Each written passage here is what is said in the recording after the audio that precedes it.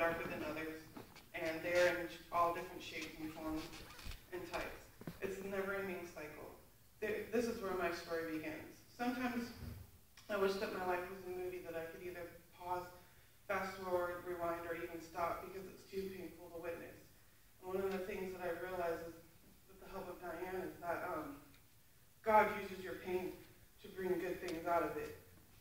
And in Romans 8:27 through 29, it says, "And we know that in all things God works for the good, and of those who love him, who have been called according to his purpose." For those of you who don't know me, I'm Lucretia Mayfield, and for those of you that already do, probably already have a picture painted of me. I don't know what that picture looks like, but a part of me feels like it's false.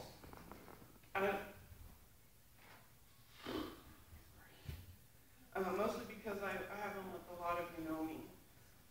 To the eye, it would look like I was very involved in church, and for the most part, I was.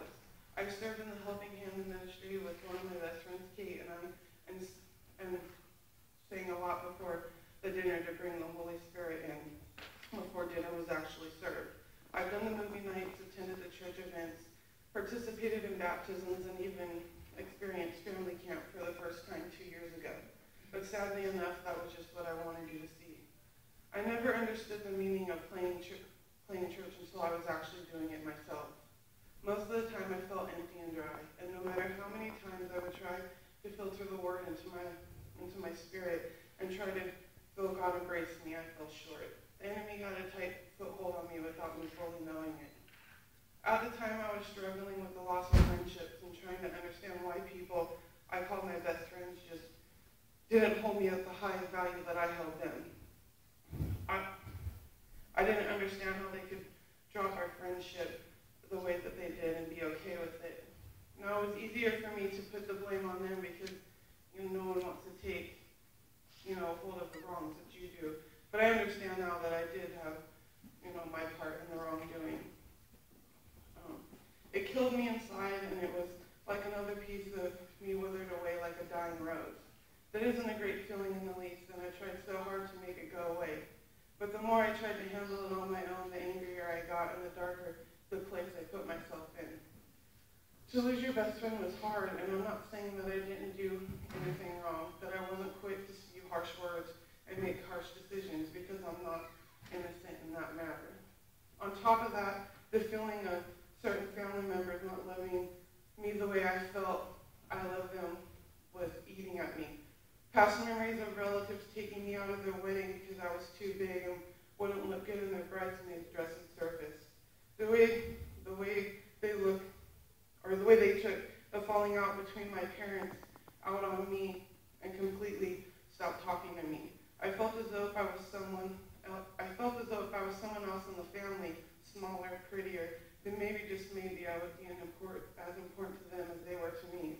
It felt like one brick after another was knocking me down. It was only going to take a few more bricks to see me completely face plant to the floor and stay there. Then another brick came crashing down and hard. I'm not the only one that as of lately has been struggling for a job that pays great and keeps us going or me going under bill-wise. I had a great job at the Boys and Girls Club in 2008 that I loved because I love children. I was there for 2 years before I finally took the initiative and tried to better my future and took a job at a daycare in town to be a teacher's aide. I thought that I was going to be able to attend Las Positas to get some college credits in child development. Well, that didn't happen because in September of 2008, I took a major fall and crushed my ankle. I never expected them to hold the job for me, but I was watching the future that I was starting to plan come tumbling down. My self-esteem was low, and it took a long time to recover. Even then, I didn't feel important because not too many people came to visit me while I couldn't walk. But as I look back on it now, I'm very grateful for the ones that did. Once I recovered, thanks to a great friend, I was able to get a great job in a retail store in the Tracy Mall. For a while, it was amazing. I worked with Noah and Lisa, and eventually worked with Mindy and Megan, too. It had to be great to work with friends, And it was, for the most part, yes.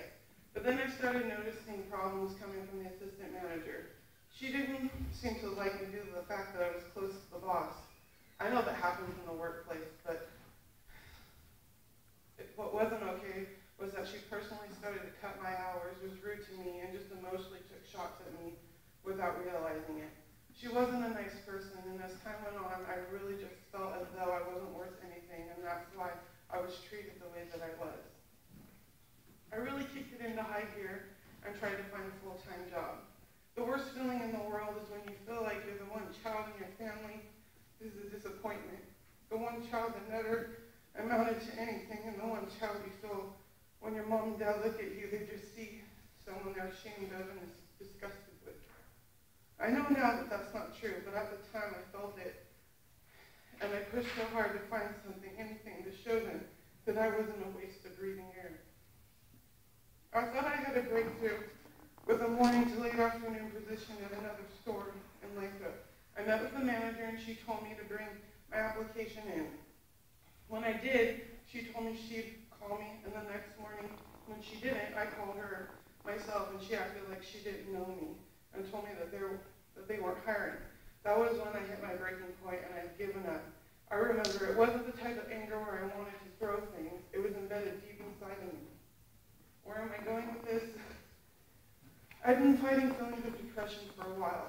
I never let it surface. I never let people see it. But the deeper it got, and the deeper I got into it, the less the things that meant the most to me, they just ended up having no value at all. I'd wake up every morning and look in the mirror and hated what I saw. I hated my face, my eyes, my lips, my hair, with every fiber of my being. I felt ugly, pure ugly, and I can remember closing my eyes and shaking my head thinking, if I see nothing but ugly, imagine what other people see. It would bring me back to times when I'd be out with a relative, and he'd call out, freak, and I would follow behind him and say, keep it in the circus and laugh, because that's the only way I knew how to handle it. But inside I died a little more, because I did feel I was ugly. And a fat freak disaster. And still, to that day, I still felt that. How could God love a girl that looks the way that I do? I tried diet after diet. They all seem to work for a few months, and then I fall out of motivation. The motivation just wasn't there anymore. And once again, I was doing it all on my own. God had been there whispering in my ear, and I shut him off like a bad song. All this led up to me not only having depression, but some serious issues that ended up in medical problems. They were serious, and I was at the lowest of the low when it came to my state of mind and how I viewed myself. I remember just saying it would be better if I just didn't breathe.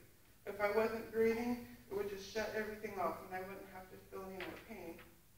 I wouldn't have to watch every fiber of my being dying. And that's when I tried to take my life. I went through a pretty big storm, and I'm still in the midst of it. But what I realize now is I can't do it on my own. I can't handle all my problems on my own, and I have to stop wearing the weight of the world on my shoulders.